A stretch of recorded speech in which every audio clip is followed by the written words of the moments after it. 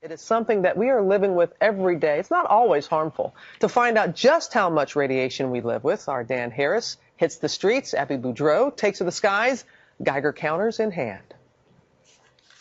For many of us, these pictures out of Japan conjure images of Hollywood disaster films like the China Syndrome. We have a serious condition. You get everybody into safety areas. There's now a rush to buy iodide pills, Geiger counters, and emergency kits.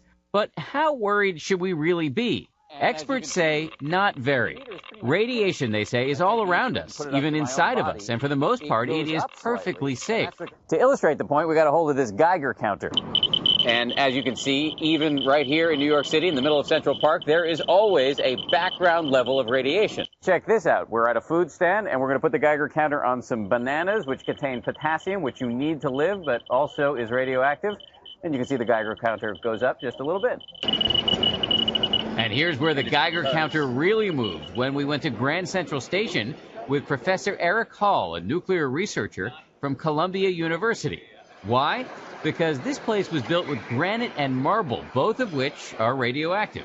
Tens of thousands of people walk through that hall every day. That's right.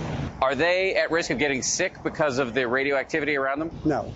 The doses are very, very small. Another everyday activity that exposes us to radiation? Air travel.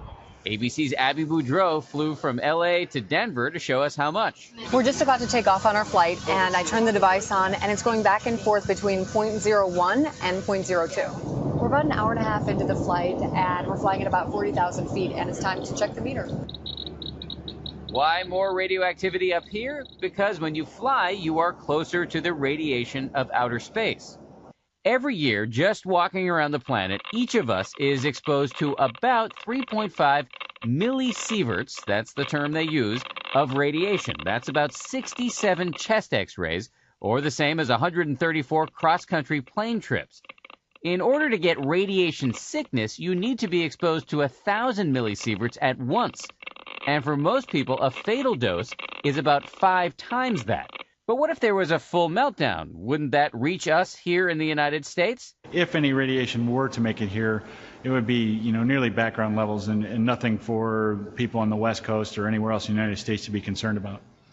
For Good Morning America, Dan Harris, ABC News, New York.